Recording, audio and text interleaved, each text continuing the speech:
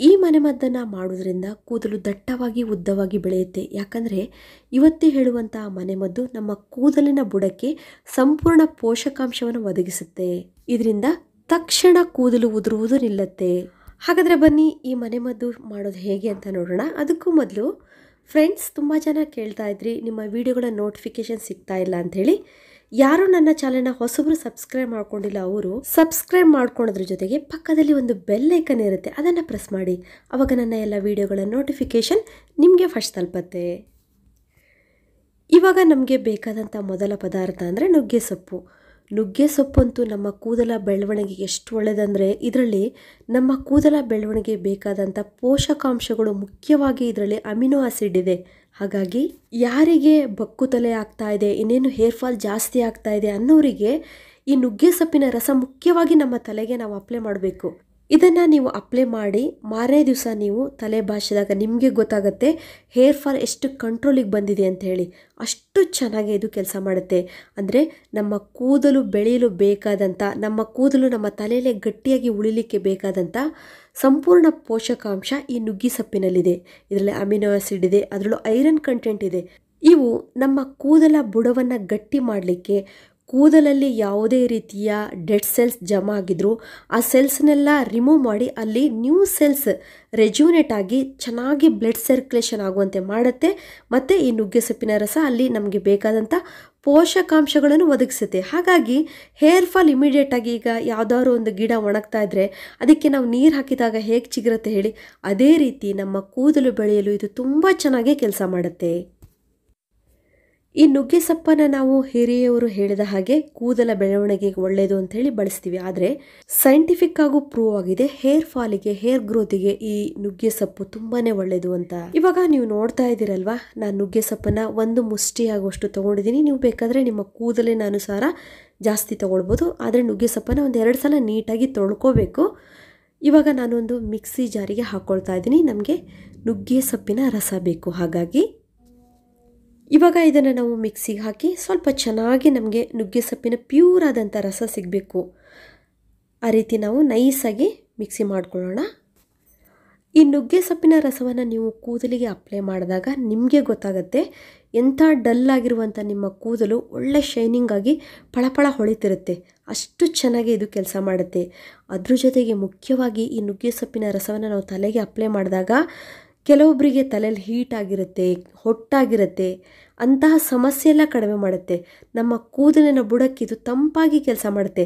ಹಾಗಂತ ಹೇಳಿ ಇದನ್ನು ಅಪ್ಲೈ ಮಾಡಿದಾಗ ಶೀತ ಥಂಡಿ ಆಗೋದಿಲ್ಲ, ಹಾಗೇನೂ ಆಗಲ್ಲ. ಕೂದಲನ್ನು ತಂಪಾಗಿ ಇಡಲು ಇದು ಹೆಲ್ಪ್ ಮಾಡುತ್ತೆ. ಈ ಥರ ನೈಸಾಗಿ ಪೇಸ್ಟ್ ಆದರೆ ಸಾಕಾಗುತ್ತೆ. ಇದನ್ನು ಇವಾಗ ಒಂದು ಬೌಲಿಗೆ ಹಾಕೊಳ್ಳೋಣ. ಕೆಲವೊಮ್ಮೆ ಹೇರ್ ಫಾಲ್ ಆಗಲಿಕ್ಕೆ ಸ್ಪ್ಲಿಟ್ ಎಂಡ್ ಹೇರ್ ಆಗೋದು, ಅಂದರೆ ಕೂದಲು ಮಧ್ಯದಲ್ಲಿ ಕಟ್ ಆಗ್ತಾ ಇರುತ್ತೆ. ಇಂತಹ ಸಮಸ್ಯೆನೂ ಕೂಡ ಈ ನುಗ್ಗೆ ಸೊಪ್ಪಿನ ರಸವನ್ನು ನೀವು ಕೂದಲಿಗೆ ಅಪ್ಲೈ ಮಾಡಿದಾಗ ಕಡಿಮೆ ಆಗುತ್ತೆ. ಇವಾಗ ನಾವು ಇದಕ್ಕೆ ಮುಖ್ಯವಾದಂಥ ಒಂದು ಪದಾರ್ಥವನ್ನು ಮಿಕ್ಸ್ ಮಾಡೋಣ. ಇವಾಗ ನೀವು ನೋಡ್ತಿದ್ದೀರಲ್ಲ, ಅಲೋವೆರಾ. ಅದರಲ್ಲೂ ನೀವು ಫ್ರೆಶ್ ಆದಂಥ ಅಲೋವೆರಾನ ನಿಮ್ಮ ಕೂದಲಿಗೆ ಅಪ್ಲೈ ಮಾಡಿದ್ರಿ ಅಂದರೆ ನಿಮ್ಮ ಕೂದಲಿಗೆ ಸಂಬಂಧಪಟ್ಟ ಎಲ್ಲ ಸಮಸ್ಯೆನೂ 90% ಕಡಿಮೆ ಆದಷ್ಟು. ಯಾಕಂದರೆ ಅಷ್ಟು ಅದ್ಭುತವಾಗಿ ಅಲೋವೆರಾ ಕೆಲಸ ಮಾಡುತ್ತೆ. ತುಂಬ ಜನ ಕೂದಲಿಗೆ ಎಣ್ಣೆನೇ ಹಾಕೋದಿಲ್ಲ, ವರ್ಷಗಟ್ಟಲೆ ಆದರೂ ಕೂದಲಿಗೆ ಒಂದು ಹನಿ ಎಣ್ಣೆನೂ ಮುಡಿಸಿರೋದಿಲ್ಲ. ಅಂಥವ್ರಿಗೆ ಹೇರ್ ಫಾಲ್ ಜಾಸ್ತಿ ಆಗ್ತಾ ಇರುತ್ತೆ. ಈ ಅಲೋವೆರಾವನ್ನು ಹಾಕಿ ನೋಡಿ ನೀವು, ಎಷ್ಟು ಚೆನ್ನಾಗಿ ನಿಮ್ಮ ಕೂದಲ ಬುಡವನ್ನು ಮಾಯ್ಶ್ಚರ್ ಮಾಡುತ್ತೆ. ಅಲ್ಲಿ ಯಾವುದೇ ರೀತಿಯ ಡ್ಯಾಂಡ್ರಫ್ ಆಗಿದ್ರೆ, ಇಚ್ಚಿಂಗ್ ಆಗ್ತಾಯಿದ್ರೆ, ಇನ್ಫೆಕ್ಷನ್ ಆಗಿದ್ರೂ ಕೂಡ ಅದನ್ನೆಲ್ಲ ಕಡಿಮೆ ಮಾಡುತ್ತೆ. ಅಷ್ಟು ಚೆನ್ನಾಗಿ ಕೆಲಸ ಮಾಡುತ್ತೆ. ಹಾಗಾಗಿ ನಮ್ಮ ಕೂದಲ ಬೆಳವಣಿಗೆಗೆ ನುಗ್ಗೆ ಸೊಪ್ಪು ಎಷ್ಟು ಪ್ರಾಮುಖ್ಯತೆಯನ್ನು ಪಡೆಯುತ್ತೋ ಅದೇ ರೀತಿ ಅಲೋವೆರಾ ಕೂಡ ತುಂಬಾ ನಮ್ಮ ಕೂದಲ ಬೆಳವಣಿಗೆಗೆ ಒಳ್ಳೆಯದು. ಅದರಲ್ಲೂ ಅಲೋವೆರಾ ನಮ್ಮ ಕೂದಲನ್ನು ಸಾಫ್ಟಾಗಿ ಸಿಲ್ಕಿಯಾಗಿ ಮಾಡಲಿಕ್ಕೆ ಕೂಡ ಒಳ್ಳೆಯದು.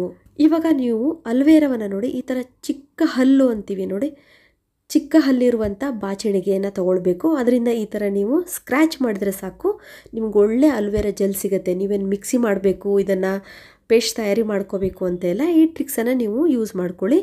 ನೋಡಿ ಎಷ್ಟು ಚೆನ್ನಾಗಿರುವಂಥ ಪೇಸ್ಟ್ ನಮಗೆ ಜೆಲ್ ಸಿಗ್ತಾ ಇದೆ ಅಲ್ವಾ. ಒಂದು ವೇಳೆ ನಿಮ್ಮ ಮನೇಲಿ ಅಲೋವೆರಾ ಇಲ್ಲ, ಈ ಥರ ಫ್ರೆಶ್ ಆದಂಥ ಅಲೋವೆರಾ ಇಲ್ಲ ಅಂತ ಅಂದರೆ ದಯವಿಟ್ಟು ಮಾರ್ಕೆಟಿಂದ ತಂದಂಥ ಅಲೋವೆರಾ ಮಾತ್ರ ಮಿಕ್ಸ್ ಮಾಡಬೇಡಿ. ಅದರಲ್ಲಿ ಪ್ರಿಸರ್ವೇಟಿವ್ ಆ್ಯಡ್ ಮಾಡಿರ್ತಾರೆ ಮತ್ತು ಮೈದಾ ಹಿಟ್ಟನ್ನು ಸೇರಿಸಿರ್ತಾರೆ. ಅದು ಮತ್ತು 1ಕ್ಕೆ 2 ಜಾಸ್ತಿ ಹೇರ್ ಫಾಲ್ ಆಗುವಂಥ ಸಾಧ್ಯತೆ ಇರುತ್ತೆ. ಹಾಗಾಗಿ ನಾನು ವಿಡಿಯೋದಲ್ಲಿ ಯಾವಾಗಲೂ ಹೇಳ್ತಾ ಇರ್ತೀನಿ, ಅಲೋವೆರಾ ಗಿಡವನ್ನು ನೆಟ್ಕೊಳ್ಳಿ. ಅದಕ್ಕೆ ನಾವು ಹೆಚ್ಚು ಕಾಳಜಿ ವಹಿಸೋದೇ ಬೇಡ. ನೀವು ವಾರಕ್ಕೊಂದ್ಸಲ ನೀರು ಹಾಕಿದರೆ ಸಾಕು, ಅಷ್ಟು ಚೆನ್ನಾಗಿ ಬೆಳೆಯುತ್ತೆ. ಇವಾಗ ನಾವು ಇನ್ನೊಂದು ಇಂಪಾರ್ಟೆಂಟ್ ಆದಂಥ ಪದಾರ್ಥವನ್ನೇ ಮಿಕ್ಸ್ ಮಾಡೋಣ. ಅದು ಯಾವುದು ಅಂದರೆ ಕ್ಯಾಸ್ಟರ್ ಆಯಿಲ್. ಕ್ಯಾಸ್ಟರ್ ಆಯಿಲ್ ಅಂತೂ ಗೊತ್ತೇ ಇದೆ ನಿಮಗೆ, ನಮ್ಮ ಕೂದಲ ಬೆಳವಣಿಗೆ ಎಷ್ಟು ಒಳ್ಳೆಯದು ಅಂತ ಹೇಳಿ. ಕೂದಲು ಕಪ್ಪಾಗಲಿಕ್ಕೆ, ಕೂದಲು ಮಾಯ್ಶ್ಚರ್ ಆಗಿರಲು, ಅದಲ್ಲದೆ ಕೂದಲು ಉದ್ದವಾಗಿ ಬೆಳಿಲಿಕ್ಕೆ ಕೂಡ ಕ್ಯಾಸ್ಟರ್ ಆಯಿಲ್ ತುಂಬಾ ಒಳ್ಳೆಯದು. ಇವಾಗ ಕೆಲವರಿಗೆ ಅಲರ್ಜಿ ಪ್ರಾಬ್ಲಮ್ ಇರುತ್ತೆ, ಸ್ವಲ್ಪ ಥಂಡಿ ಶೀತ ಇರೋರು ಕ್ಯಾಸ್ಟರ್ ಆಯಿಲ್ ಬದಲು ನೀವು ಕೊಕೊನಟ್ ಆಯಿಲನ್ನು ಯೂಸ್ ಮಾಡ್ಕೊಳ್ಳಿ. ಅದಕ್ಕಿಂತ ಇನ್ನೂ ತುಂಬ ಜಾಸ್ತಿ ಶೀತ ಇದೆ, ಸಿಕ್ಕಾಪಟ್ಟೆ ಅಲರ್ಜಿ ಆಗುತ್ತೆ ಅನ್ನೋರು ಕೊಕೊನಟ್ ಆಯಿಲ್ ಬದಲು ನೀವು ಎಳ್ಳೆಣ್ಣೆನ ಹಾಕ್ಕೊಳ್ಳಿ.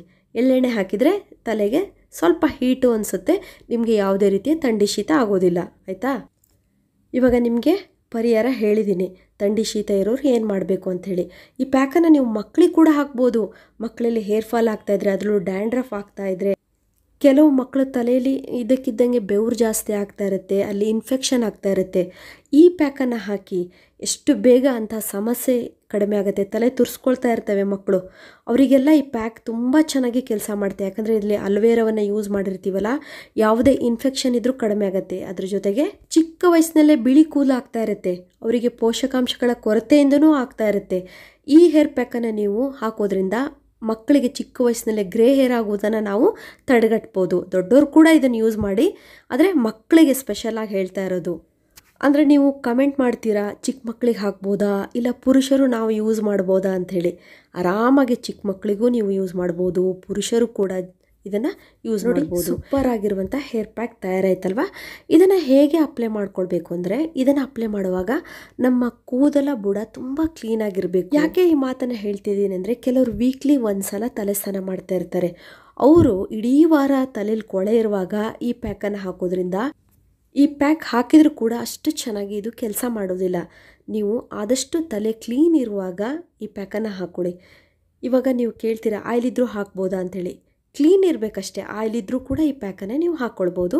ಈ ಪ್ಯಾಕನ್ನು ಹಾಕಿ 1 ಗಂಟೆ ತಲೆಯಲ್ಲಿರೋ ಹಾಗೆ ಬಿಡಿ, ತುಂಬ ಹೊತ್ತು ಇಟ್ಕೊಳ್ಬೇಡಿ, 1 ಗಂಟೆಗಿಂತ ಜಾಸ್ತಿ ಇಟ್ಕೊಳ್ಬೇಡಿ. ಆಮೇಲೆ ಶಾಂಪೂ ಅಥವಾ ಸೋಪನ್ನು ಯೂಸ್ ಮಾಡದೆ ಬರೀ ನೀರಿನಿಂದ ಹೇರ್ ವಾಶ್ ಮಾಡ್ಕೊಳ್ಳಿ.